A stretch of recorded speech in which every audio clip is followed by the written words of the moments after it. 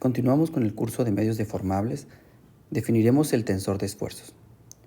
Considera un cuerpo sin deformaciones. Digamos, esta esponja que está aquí a la derecha y no está sujeta a deformaciones. Por tanto, está en equilibrio mecánico, de tal forma que para todo elemento de volumen, la suma de fuerzas es cero. Ahora, si yo deformo este cuerpo, por ejemplo, sujetándolo y aplastándolo, por ejemplo, con las manos, ¿no? El cuerpo va a tender a recuperar su forma original porque surgen fuerzas moleculares. Van a emerger fuerzas, ¿no? Porque las moléculas se encontraban, vamos a hacer un esquema aquí, ¿no? En equilibrio, en la posición de equilibrio, unas con respecto de otras. A lo mejor vibrarán un poco, ¿no? Pero bueno, no estamos considerando eso. Y debido a que nosotros modificamos la configuración del cuerpo porque lo deformamos, pues se cambia esta posición, ¿no? Microscópica y emergen unas fuerzas internas, ¿no?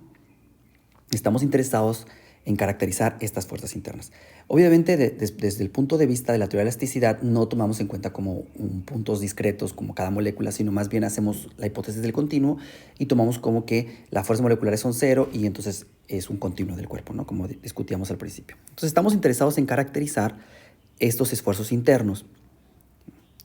Entonces, vamos a considerar un elemento de volumen, ¿no? Un pedacito del cuerpo como este, delta B, y vamos a especificar las fuerzas actuando sobre este elemento de volumen.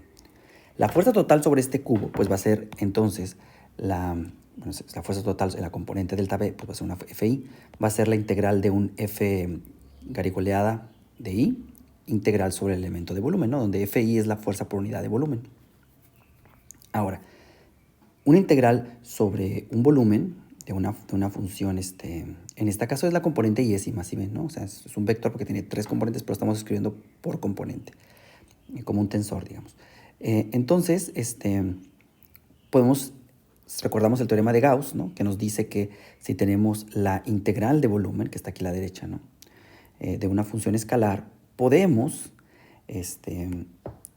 escribirla como una integral de superficie de la función original, ¿no? O sea, por ejemplo, si esta cosa es escalar, se puede escribir como el gradiente o la divergencia de un vector, entonces podemos escribirlo, la integral, como la integral pues, de ese vector, ¿no? Entonces, pedimos pues que este f de i, ¿no? Que es la fuerza por unidad de volumen, se pueda escribir como el gradiente de algún vector, que vamos a llamar t. Déjame aquí porque estaba teniendo algunos problemas con elegir la notación porque diferentes libros utilizan diferentes notaciones, ¿no? Entonces tenía un problemita con eso. Entonces aquí está, con el TI, ¿no? Entonces esto sería igual a, lo voy a escribir en notación tensorial, sería la derivada con respecto de xk de TI de k, ¿no? Así. Bueno, entonces, digamos, aquí sería, TI, ¿no? Sería como un vector TI, aquí dejen ponerle el vector TI, y definimos el tensor TIK, ¿no? Que nos da origen a la fuerza en esa dirección.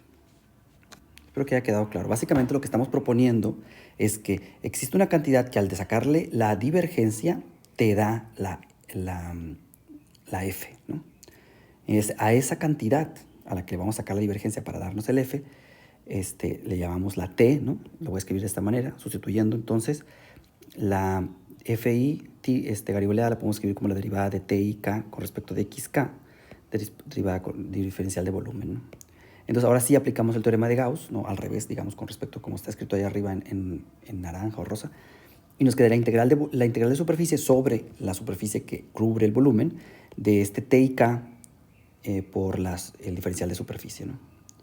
Este TIK multiplicado por el diferencial de superficie es la iésima componente de la fuerza en el elemento de superficie TF. A este TIK, ¿no? Que nos caracteriza, digamos, que sacándole el gradiente nos da las fuerzas, se le llama en el volumen, digamos, es el tensor de esfuerzos. Y ese es el que queríamos definir en este momento. Vamos a explicar un poco acerca de él.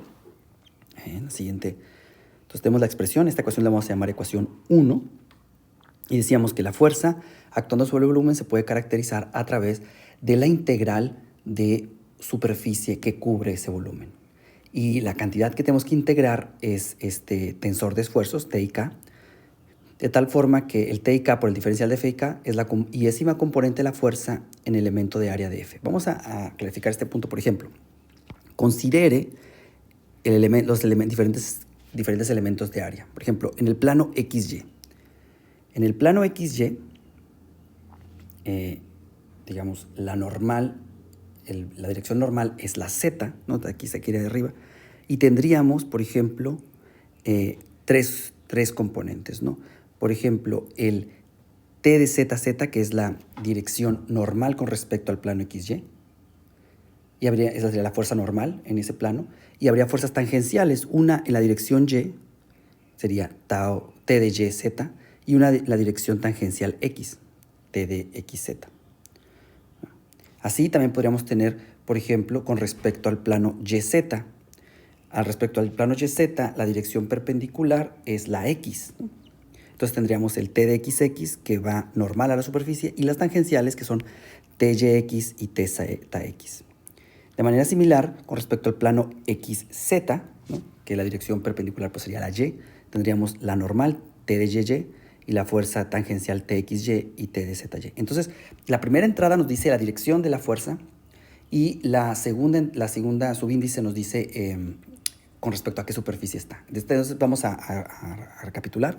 La componente T y K es la iésima, o sea, el primer índice representa la componente de la fuerza en la unidad de área perpendicular al segundo índice, o sea, al eje XK. Si escribimos el tensor, lo vamos a poder escribir de esta forma, ¿no? T de IK sería T de X de esta forma, ¿no? Donde los colores indican las direcciones con respecto al cubo. Aquí hay una anotación importante. Hay diferentes libros que, de hecho, hacen al revés la convención. Sin embargo, esto no va a tener mayor relevancia porque vamos a demostrar en un siguiente video que resulta que este tensor se puede escribir de forma simétrica. Y como tal, perdón, está aquí una alarma sonando. Vamos a ver si se calma y sigo con el video. Si no, voy a tener que detener. Bueno, afortunadamente se cayó. Ni modo, se va para la posteridad en el video. Entonces, les decía que hay diferentes diferentes convenciones para escribir los índices, y hay unos que lo hacen al revés, ¿no? Por ejemplo, en los libros de ingeniería, los de elasticidad, generalmente lo ponen al revés, entonces la figura queda un poco cambiada. Pero les decía que no tiene mayor trascendencia porque vamos a demostrar que ese tensor es simétrico. Bueno, entonces, siguiendo con nuestra convención, decimos que la fuerza, por ejemplo, en el área unitaria perpendicular al eje X, como el azul, ¿no? El azul en el cubo de la izquierda, tiene fuerzas, por ejemplo, la normal, que sería TXX, y las fuerzas tangenciales, ¿no? Que es a lo largo del eje Y, sería la TYX, y a lo largo del eje Z sería la TZX. Hay una notación importante con respecto al signo, porque tenemos una integral sobre una superficie, y uno siempre puede poner que la normal vaya para adentro o para afuera. Y también ahí puede haber diferentes convenciones. Nosotros consideramos que la integral 1 es la fuerza ejercida en el volumen encerrado por la superficie, es decir, sobre el volumen. Esta fuerza es ejercida por las partes que rodean a ese volumen dentro del cuerpo, ¿no? Ahora, si el volumen necesariamente tendrá que ejercer la misma fuerza hacia afuera, ¿no? Con signo contrario, entonces tendrías que poner un signo menos y esa sería la fuerza que ejerce el volumen con respecto a los alrededores, ¿no? Entonces consideramos que DF es la normal hacia afuera, básicamente es lo que quiero especificar. Voy a poner un ejemplo de algo que se puede calcular con el tensor. Por ejemplo, imagínense que tenemos la situación como que está aquí a la derecha, donde tenemos una madera, ¿no? Que le ponemos un peso y queremos ver, de alguna manera calculamos el tensor y qué podríamos calcular con él, ¿no? Por ejemplo. Entonces nosotros tomamos un elemento de volumen. En realidad, como este elemento de volumen es un diferencial, en realidad es un punto, ¿no? Entonces al punto le vamos a asociar todo el tensor de esfuerzos, ¿no?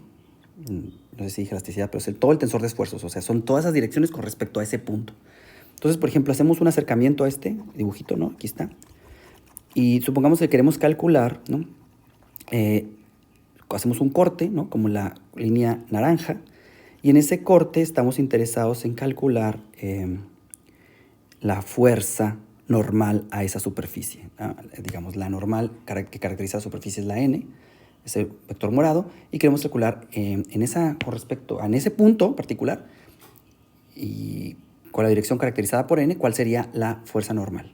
Esas fuerzas sería, por ejemplo, el equivalente de la presión que necesitaríamos aplicar, o la presión que se está aplicando para que el sistema se encuentre en equilibrio, por ejemplo. Bueno, entonces tendríamos el cubo este que está aquí, ¿no? Que es lo mismo, más que estoy poniendo en las notaciones. Para calcular esa S, lo que tenemos que hacer es multiplicar el vector de la tensión T por N, donde N es el vector normal. Entonces sería en notación tensorial T y K por NK, y nos daría el SI, ¿no? O lo puedo hacer como, por ejemplo, como matriz, lo puedo escribir así, ¿no? Sería tensor multiplicado por 1 sobre raíz de 2 por 1, 1, 0. Y entonces pues hacemos renglón con una y llegamos a esta expresión, ¿no? Les digo, aquí podemos utilizar la simetría y demás, pero y así podríamos calcular, por ejemplo, cuál es el vector de fuerza normal a esa superficie, ¿no? Caracterizada. Aquí le puse 1, 1, 0 porque suponemos que, digamos, el Z está saliendo de la pantalla, está el X y Y como se muestra aquí abajo en digamos, en estos ejes, y por eso queda 1, 1, 0, 0. 1, 1, 0 y con 1 sobre raíz de 2 para que esté normalizado. Bueno, aquí voy a cerrar el video. En un video posterior vamos a demostrar la propiedad de simetría de este tensor de esfuerzos y bueno, y continuamos con el curso.